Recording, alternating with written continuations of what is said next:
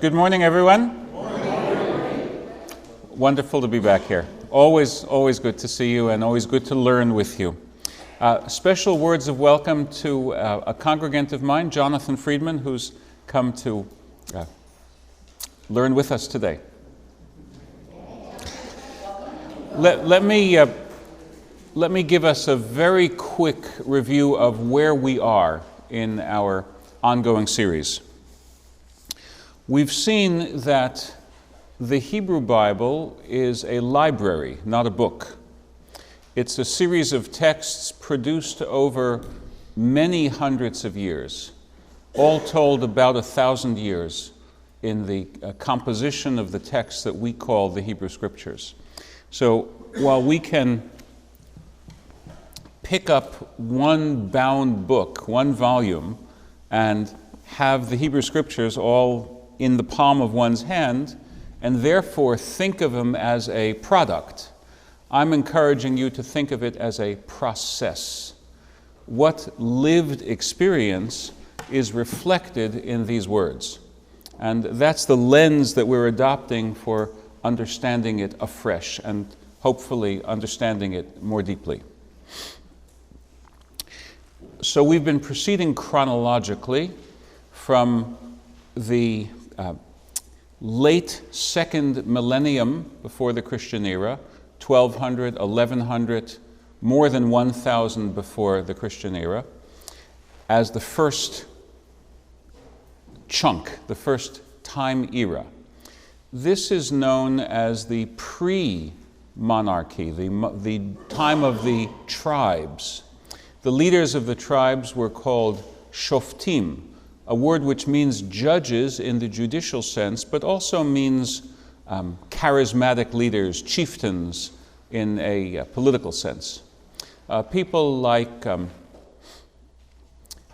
Gideon from the book of Judges.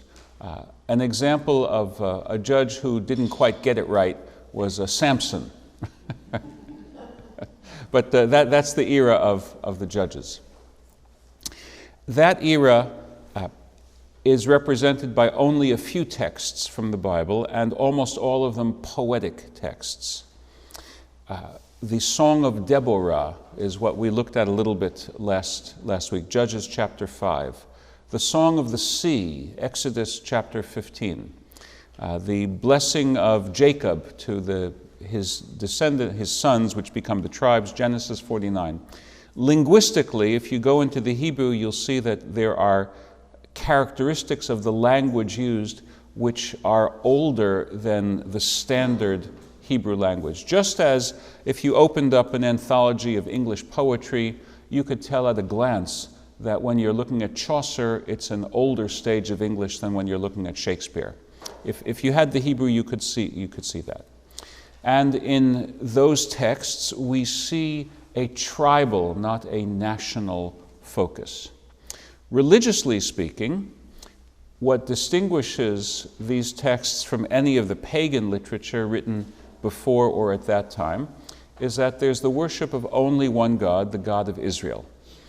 Scholars spill a lot of ink and debate whether the authors of those texts thought that in fact there were no other gods, and that's why they worship the one God, or whether one God was quite enough for them to worship. They didn't have to worry about any other gods. And we could spend a lot of time tracing their argument. I think it's fruitless, because in a world where nobody else worshiped only one God, everybody else felt that you have to reverence the gods, plural. Everyone felt that way. To worship only one is already so different that from our perspective 3,000 years later, to parse that question and worry, were they monotheistic, were they henotheistic? Worry about other things. There's much more good things to worry about instead of that. We see a major change in the lived experience of the tribes of Israel when they become unified under two kings, one the father of the other. And those were Kings David and Solomon. There was one king before King David, King Saul, whose reign does not seem to have been very successful. David, on the other hand, was quite successful. He was already a king in Judah. The tribe of Judah was where he came from Bethlehem. Bethlehem, a very important city in the Christian tradition as well. By the way, you know what Bethlehem means? House of bread. Beit Lechem, house of bread. Just like Bethesda, Beit Zatha means house of olive. So maybe there was a mill in Bethlehem. Maybe there was an olive press in Beit Zayit. Who knows? But anyway, that's where these names come from. So David was already a Judean leader. After the death of Saul, he was the winner in what looks like a civil war and became the leader of all the tribes of Israel. He conquered a non-Israelite city, Jerusalem, made it the national capital. There had never been a national capital. He made it the national capital. Why Jerusalem? Well, it's a little bit like saying, why Washington, D.C.? If you go back to the era of about 1790, having the national capital, the federal capital, be in one of the 13 states might not go well with the 12 other states. But Jerusalem not being part of the tribal territory of any of the tribes of Israel was the ideal place for the national capital. Anyone here Canadian? You'll know that Canada has a similar answer in Ottawa and Hull, being both Ontario and Quebec. Both the Anglophone and the Francophone part of Canada are together the capital region. So it's this attempt to unify. David's selection of Jerusalem, certainly an attempt to unify all the tribes. Solomon went a step further, and he weakened the tribal structure by appointing creating new districts and new district managers, and crucially, instituting taxes, lots of taxes, high taxes. Is anyone here from the Albany region? No. Anyway, there's a very well-heeled suburb of Albany called Niskayuna. Niskayuna. You know where that is? So I worked in a religious summer camp once. Well, yes, yes. So I asked. This fellow was an assistant principal in a middle school in Niskayuna. And I said to him, what does Niskayuna mean? He said, well, it's an Algonquin word. It means, and he said this with a straight face, he said, it means land of high taxes. Well, if you were an Israelite in the era of Solomon, you would begin to understand that more and more. We began to see last week that one of the first major prose traditions that become the Hebrew Bible emerges from those courts of David and Solomon, or most likely does. And this is what we call the J source. Now, Bible scholars love arcane, even recondite terminology. It makes it look like they're really smart. So I'm going to demystify all that. You don't have to flip, I'll do this for you. In the book of Genesis, early on, talking about the first generations of humanity, we have Genesis chapter 4, verses 25 and 26. After Cain murders his brother Abel, we have a new genealogy starting. Adam and Eve have another child whom they name Seth. Remember that? And then chapter 4, verse 26, and to Seth, to him also there was born a son. He called his name Enosh. By the way, Enosh simply means human. It's the biblical word for human. Then began men to call upon the name of the Lord. A literal translation of the Hebrew, then was begun the practice of calling the Lord Yud-He Vav-He, Y-H-W-H. But if you're a good 19th century German scholar, you won't use the letter Y, you'll use the letter J. JHWH. Misvocalized, by the way, misvocalized from the 15th century by people who didn't quite understand what was going on with those Hebrew vowel dots, misvocalized as Jehovah. So think of J as the Jehovah source, because in the book of Genesis, when it refers to God as Yud-He Vav-He, Jehovah, it's that source. However, there's another biblical tradition which believes that the name Yud-He Vav-He was introduced only at the time of Moses, and only by Moses. And here's the verse you need to know for that. Exodus chapter 6, the first 3 verses. This is right after Moses has had he struck out in the first inning. He said, he went down to Egypt. He said to old Pharaoh, "Let my people go." Pharaoh laughed in his face and made it harder for the Israelites. He said, "From now on you have to gather your own straw, and your daily quota of bricks shall not be diminished." So the Israelites were beaten when they failed to meet the quota, and they blamed it on Moses. Ever since you came, it's gotten worse for us, which is what Pharaoh had hoped to happen, hoped to discredit Moses. Moses took it to heart. He complains to God, "Why did you even send me? It's only become harder for my people." And God responds in chapter 6. God spoke to Moses and said to him, "I am the Lord. I appeared unto Abraham, Isaac, and Jacob as El Shaddai, God Almighty, not as Jehovah, El Shaddai. But by my name Yud-He Vav-He, by my name Jehovah, I made myself not known to them." I didn't reveal that name to them. I'm revealing it to you. And the end of that chapter is that with this name you're going to accomplish great things. And by round 10, Pharaoh will be begging for mercy. Don't worry, it's going to happen. So in this other part of biblical tradition, that name for God is only introduced by Moses. What's more, when you identify the texts of this tradition, they're always talking about Moses, much, much more than the J tradition. The J tradition is talking about the patriarchs, Abraham, Isaac, Jacob, and among the sons of Jacob, especially Judah.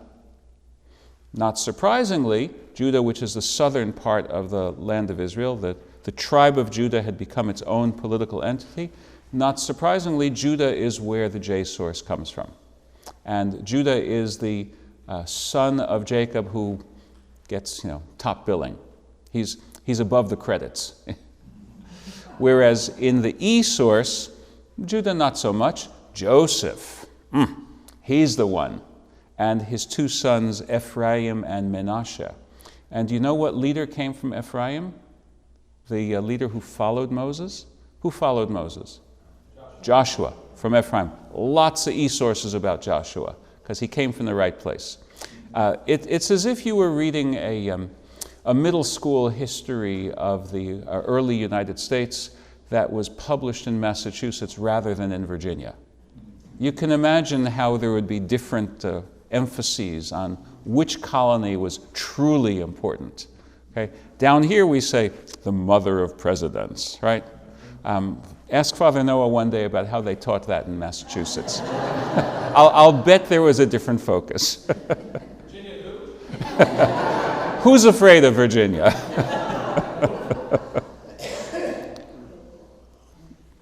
So lived experience. We see the southern focus in the J source. We see a central and northern tribes focus in this E source. Why is it called E? Because in the book of Genesis, God is referred to with a Hebrew word which transcribes E, Elohim, or even El Shaddai.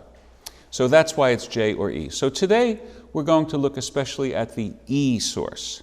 It's not produced in Judah. It's produced in the central and northern part of the country. How could this happen? So we'll do the history, then we'll do the literary echo of the history. Solomon, as I mentioned, was fond of high taxes. The people who paid them, less so. Right? Today is April 21st. Maybe I should have organized it so I could have said this on April 14th, right before the April 15th deadline. But I think that you're still smarting, you understand. Solomon dies. His son Rehoboam in English, is set to become king, and the people want to have tax relief. They approach Rehoboam asking for tax relief. All this is in chapter 12 of 1 Kings, and Rehoboam goes to his counselors.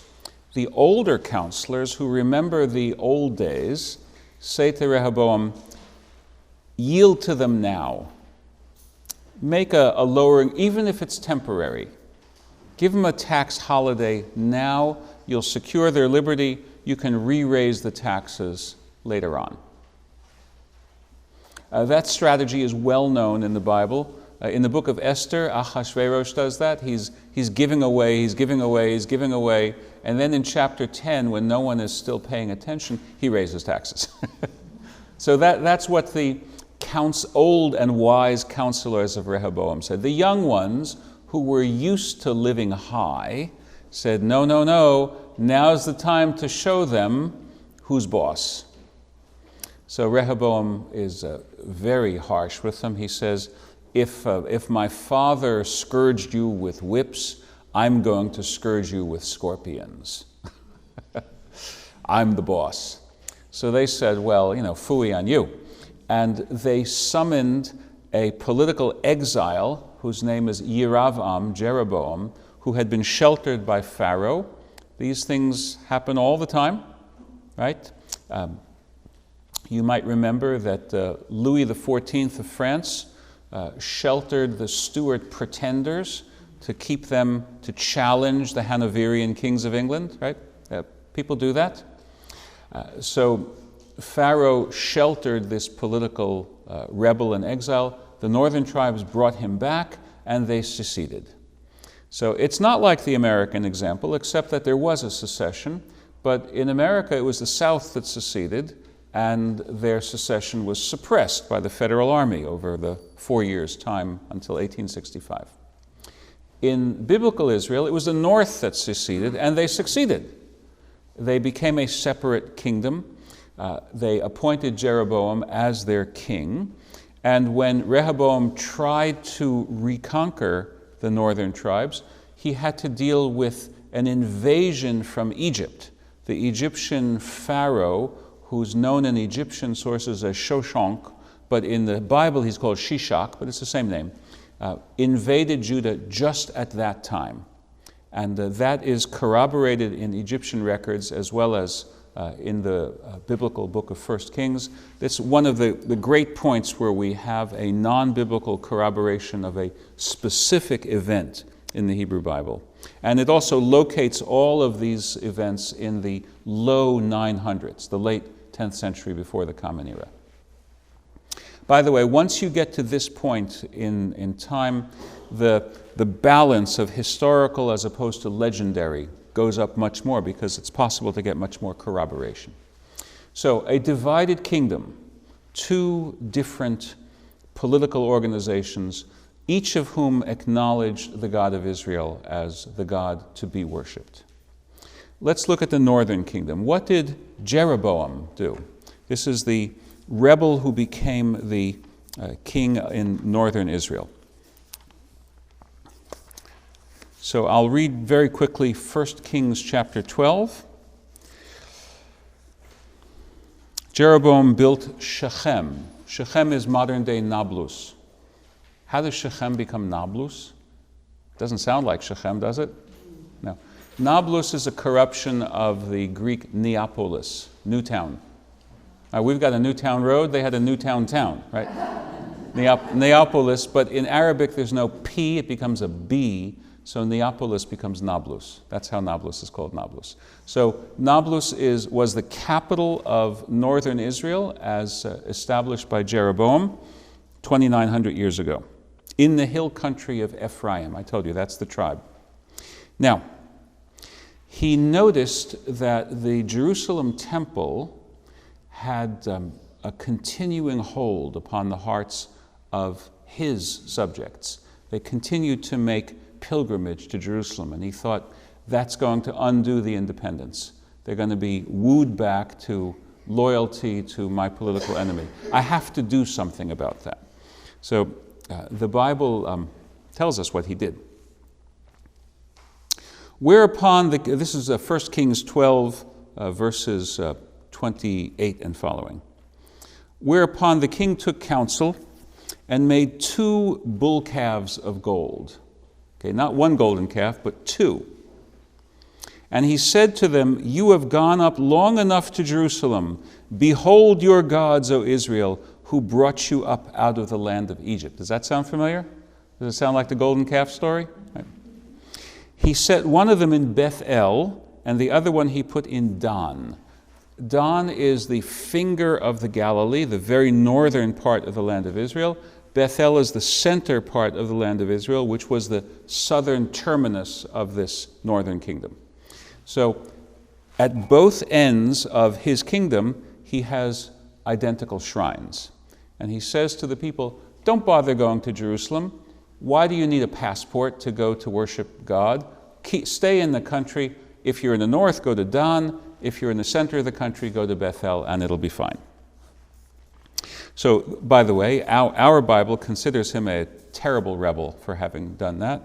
The fellow in my rabbinical school class, who was the bad boy of the class, told me that when he was a young boy in parochial school in Brooklyn, he got into so much trouble that the rabbi called up his mother and said, "Mrs. Brandwein, your son is a real Yerovam son of Nevat." The toughest thing he could say to him is that he was a Jeroboam son of Nevat.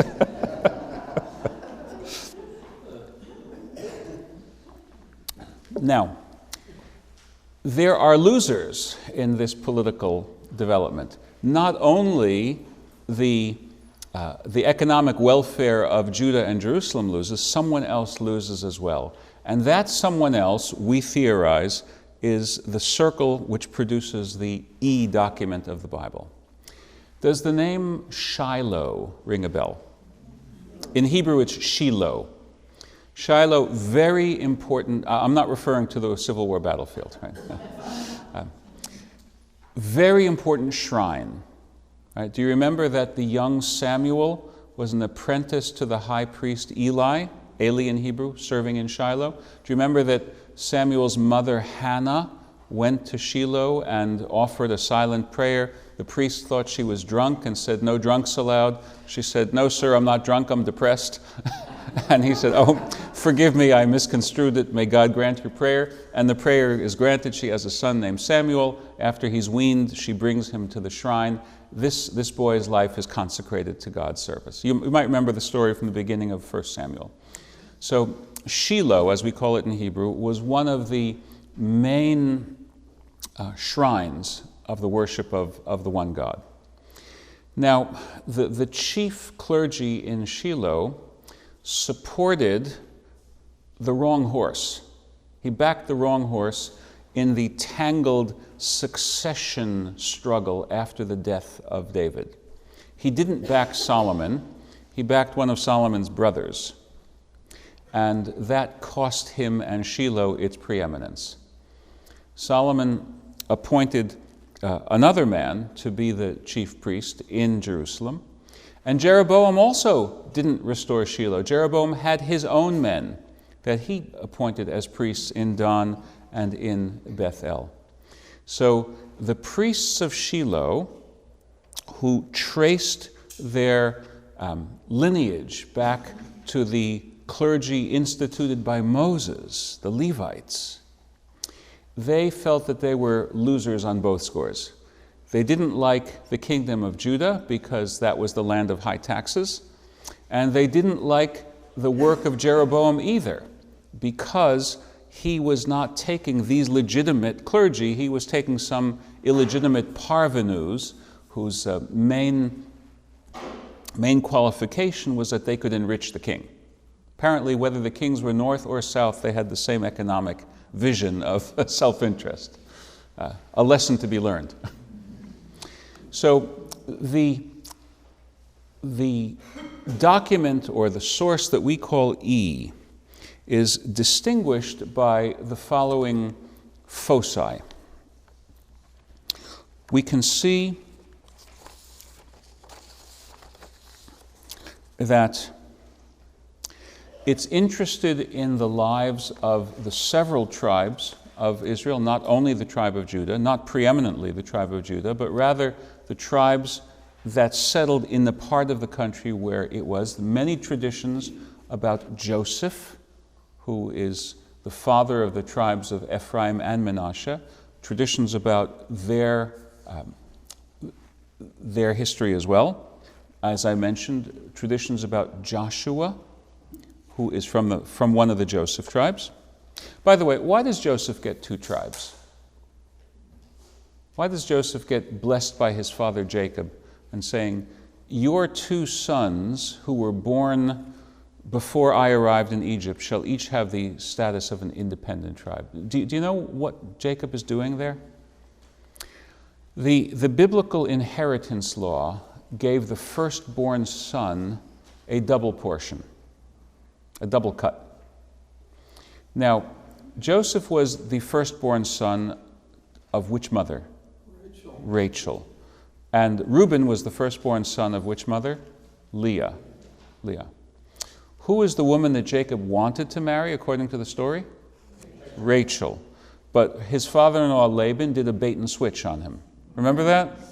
It was the wedding day, and the bride was dressed up like Taliban, completely covered. And as the Bible puts it, oh so delicately, and in the morning it was Leah. Honey, it was Leah all night long. I promise you that.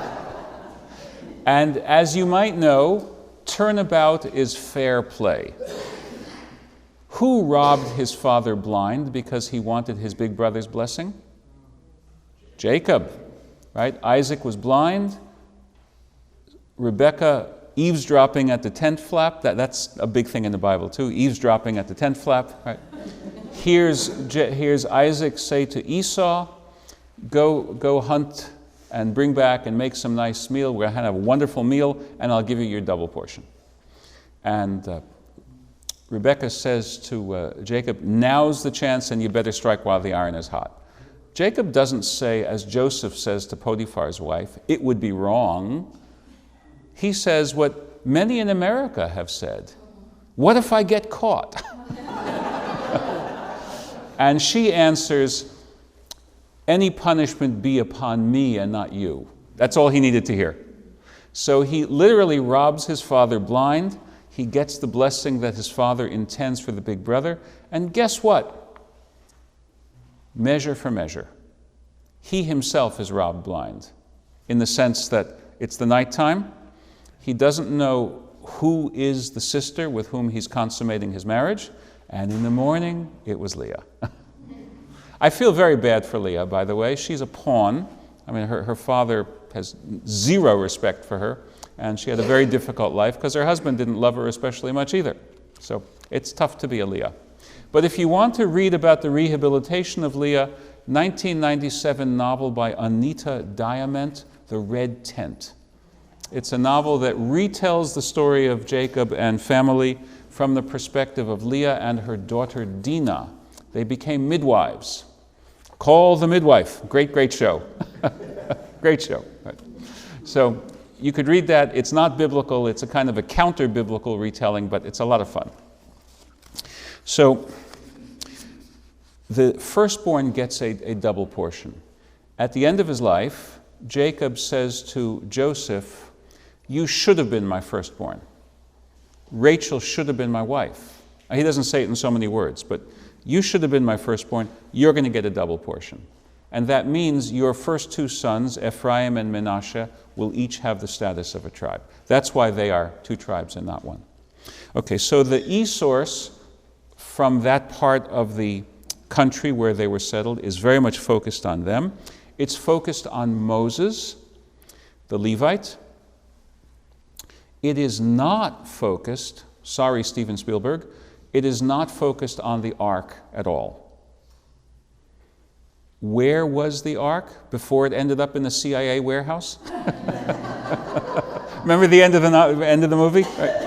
Where was the ark before Indiana Jones found it? Well, that's Noah's Ark. That's a different ark. I mean the Holy Ark with the cherubim, right, and the Ten Commandments inside of it. It was in Solomon's temple. The eSource isn't so interested in Solomon's temple.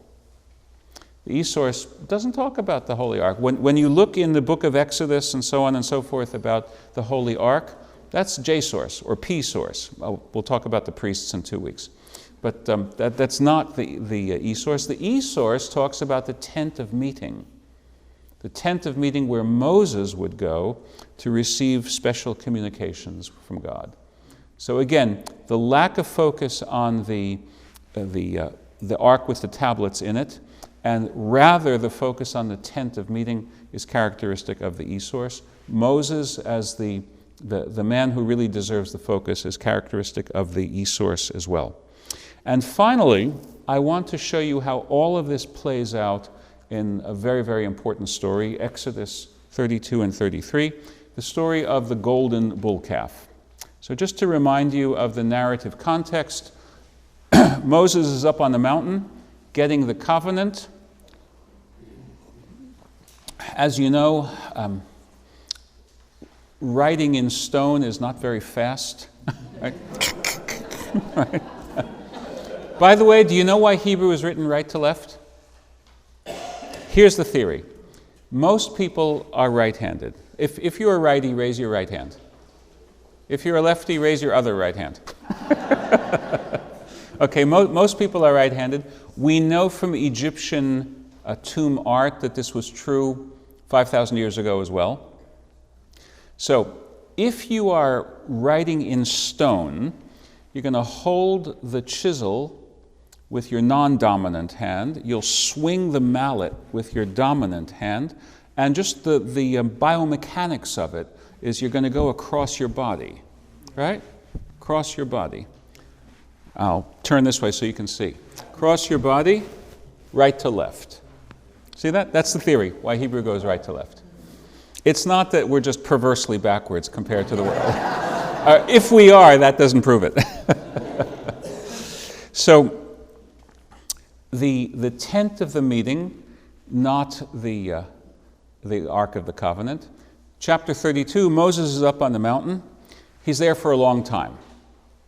The people are getting very worried. And it seems as if the newly liberated slaves never really got the hang of relating to and worshiping an unseen God. They needed something tangible. And although they sometimes were ready to stone him, Moses was that person. So when Moses was gone, they are completely lost. And they demand a physical representation of the God who brought them out of Egypt. And so Aaron plays for time. He says, "Bring me your gold." Little did he know that they were so tired of carrying stuff around the desert. You know, before the 10th plague, they were happy to repay themselves for several hundred years of unpaid wages. But carrying that, you know, they didn't have bank accounts. They didn't have offshore accounts. Right? Didn't have ATMs. Right? They had to carry their wealth, and it gets heavy. So they just give him all the gold. And he creates this molten idol, right? This bull calf.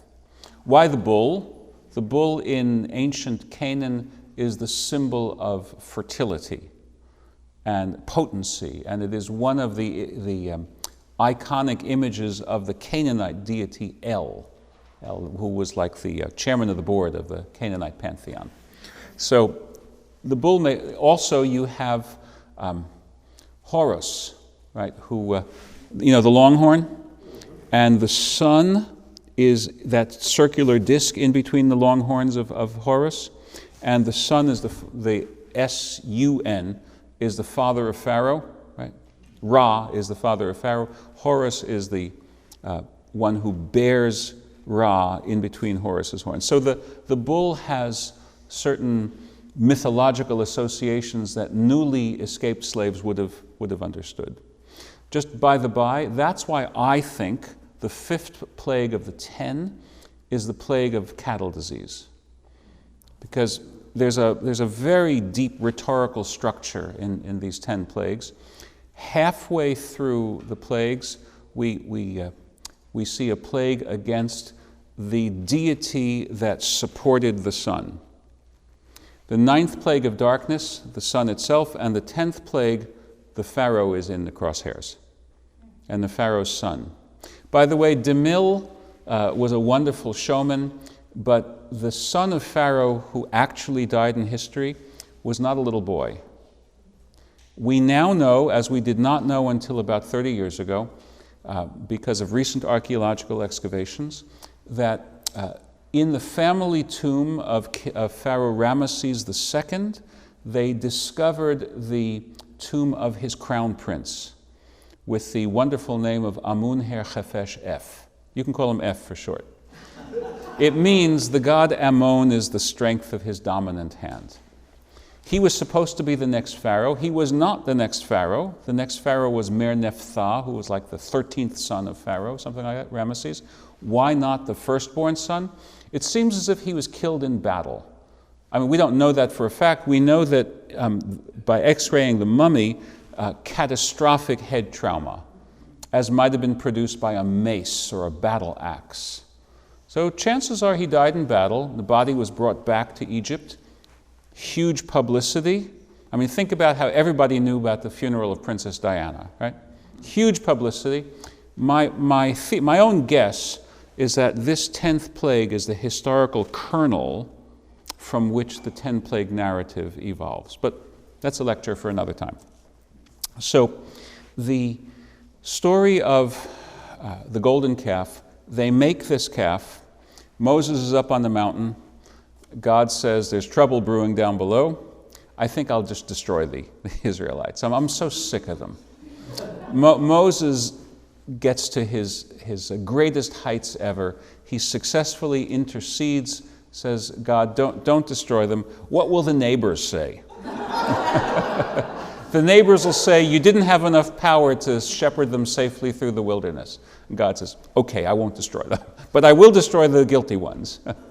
So Moses comes down, he breaks the tablets, which signifies that they have broken the law. He then says, who is faithful to the one God? And who says, we are? The Levites. And Moses says, unfortunately, right now it's your job to be executioners. And there's a terrible bloodbath. And then Moses says, I'm going to go up and try and get the rest of the forgiveness. And God grants Moses a renewal of the covenant, which is already chapter 34 of Exodus. And then at the end of it, Moses has been so affected by the close proximity to God that Moses' face forever shines. And he had to wear a mask every time he was down with the Israelites. He only took the mask off when he was in the tent of meeting. I preached a lot on that at the beginning of COVID. Moses wearing his mask whenever he was around other people. So that's the story in brief. In our final few minutes, I'm going to show you how well it matches up with the interests of the E source, which we are theorizing is the source written by clergy, Levitical clergy, from the Shiloh, the now disenfranchised Shiloh sanctuary. Unhappy about their lost status. So what do we have?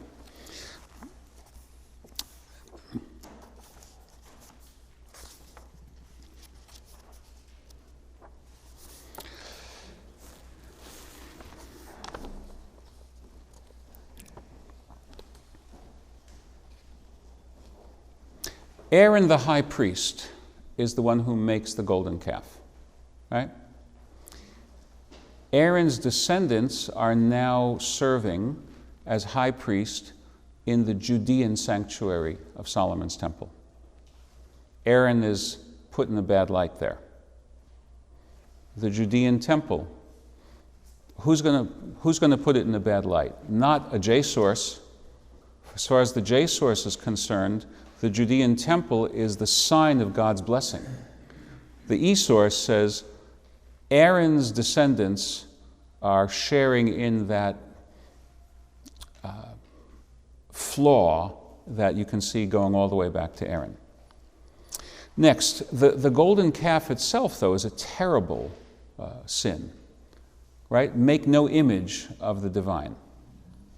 So these priests are also unhappy with Jeroboam, because even though he did liberate them from the yoke of Rehoboam and the high taxers of Judah, he then sinned even worse himself by building not one, but 2 golden bull calves as shrines.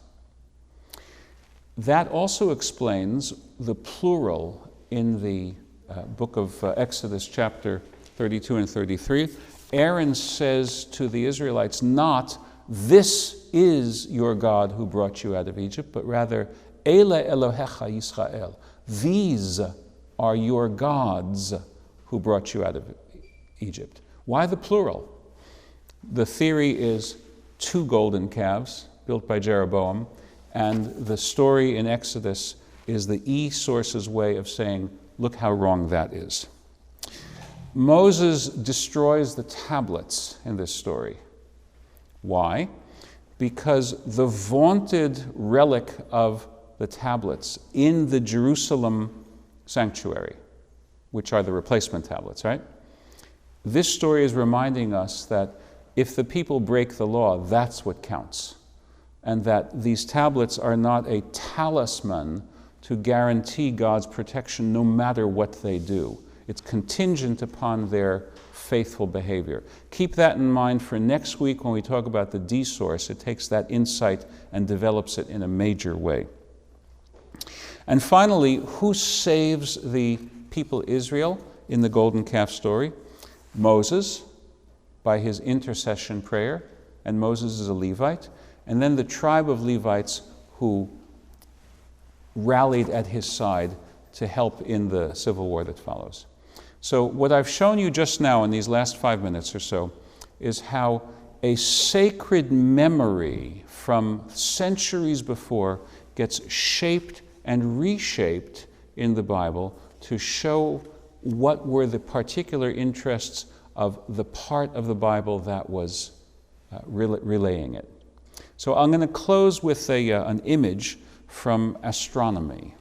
Okay, anyone here interested in astronomy? Okay. Imagine that a very distant star goes supernova and puts out a lot of light. Okay, if you could study the spectrum of that light, you'd know a lot about the chemistry of that star, right? But what if in between that star and us is a particular cloud of dust and gas? And the supernova radiation heats up that dust and gas till it glows. What we catch is its spectrum as well as the older spectrum. You understand? This Bible story gives us the older and the newer. It shows us the protest against idolatry that goes all the way back to Moses, but it also shows us the vantage point of the priests of Shiloh living in, let's say, the 800s before the Common Era. 400 years after Moses, how they are using their traditional story to protest against what's happening against the God of Israel in their own day as well. So the Bible emerges, once we look at it as process and not as product only, the Bible emerges as a negotiation of the sacred past and the exigent present. What can we take from the past to guide us in the present and help us plan for the future? It was true when the books were written, and it's true today. Thank you so much. Have a wonderful week.